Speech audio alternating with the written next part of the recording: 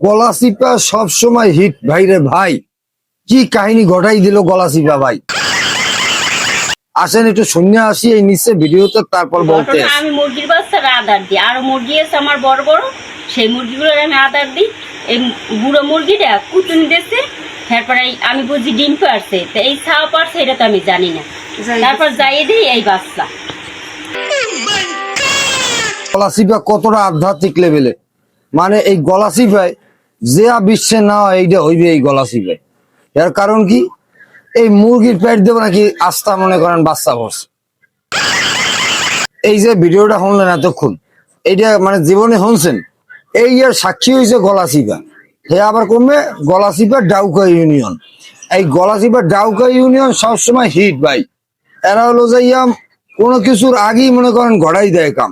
এই ঘটনাটা ঘটার পর সারা বিশ্বে আলোড়ন সৃষ্টি করে লাইছে।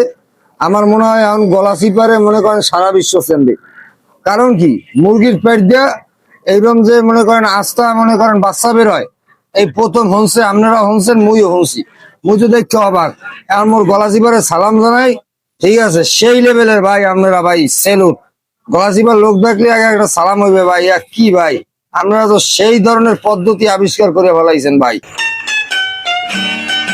এরপর আমরা আর মুরগি খাইতে কষ্ট হইবে না, মুরগি একশোরে সরাসরি ডেলিভারি হইবে পেট দিয়া।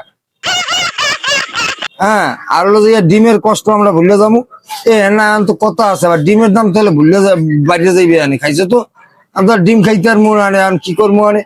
এই গলা চিপা যদি এই মনে করেন মুরগির পেট এরকম বাচ্চা দিতেই যায়, এটা তো এই বাংলাদেশে দেখবেন সব ঘরে ঘরে এরপর মুরগি পালবে আর পেট দিয়ে বাচ্চা হইবে। এবার তো ডিম খাইতে পারবো না।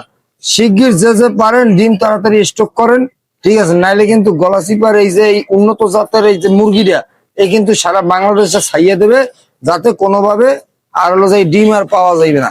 সেহেতু আপনারা তাড়াতাড়ি ডিম স্টক করেন।